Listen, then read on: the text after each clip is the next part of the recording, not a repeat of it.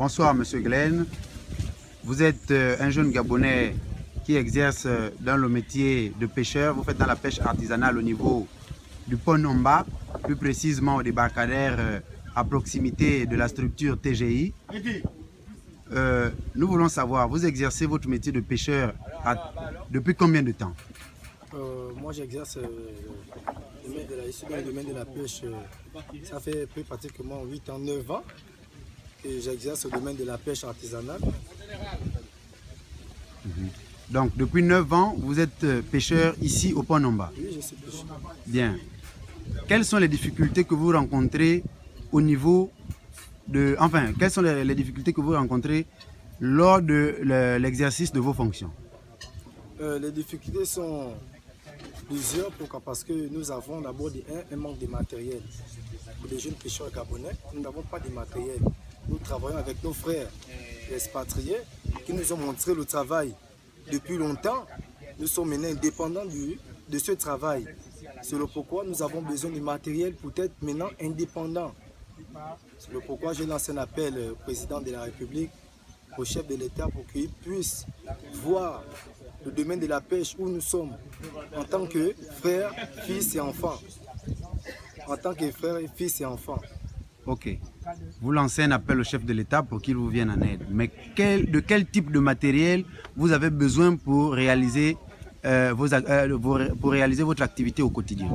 Nous avons besoin du trémail, qui est appelé précisément le filet.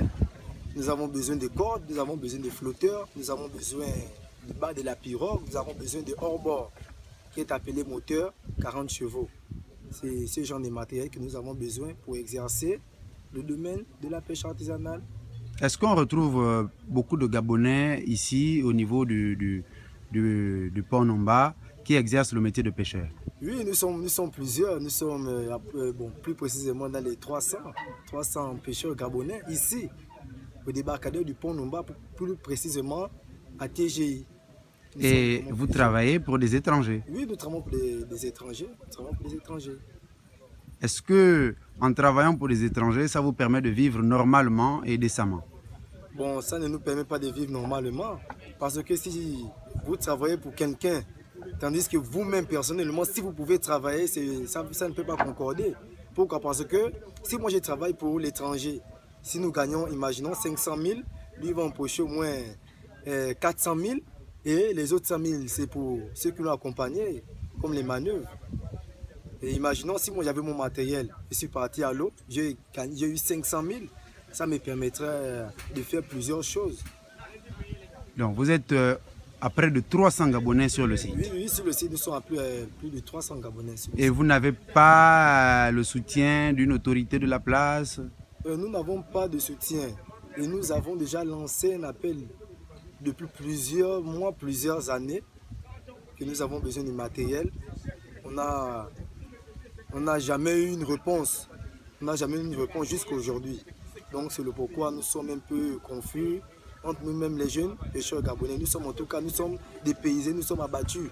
C'est comme si on ne nous connaisse pas ou bien ils ne savent pas qu'il y a des pêcheurs gabonais dans le site de la pêche artisanale qui est plus précisément au pont de la Nomba. Ok. Et donc votre appel, votre souhait, c'est que les autorités compétentes vous viennent en aide et organisent le secteur de la pêche artisanale au pont de la Nomba. Et qui le mènent dans le droit chemin. C'est-à-dire? C'est-à-dire que, vous savez, de nos jours, si moi, j'ai lancé un appel au président de la République, le président de la République a entendu mon message. Il prend des sous ou bien il prend du matériel, il donne à son homologue viendra nous restituer le matériel. Parfois, ça n'arrive pas. Ok, ben, qu'est-ce que vous pouvez, nous dire comme mot de fin? Mot de fin, vraiment, je lance vraiment un appel aux autorités compétentes, à son Excellence, le président Ali Bongo Ondimba, de voir ses frères, ses sœurs qui sont dans le domaine de la pêche artisanale, de nous venir en aide. de nous donner du matériel, du travail pour que nous soyons indépendants.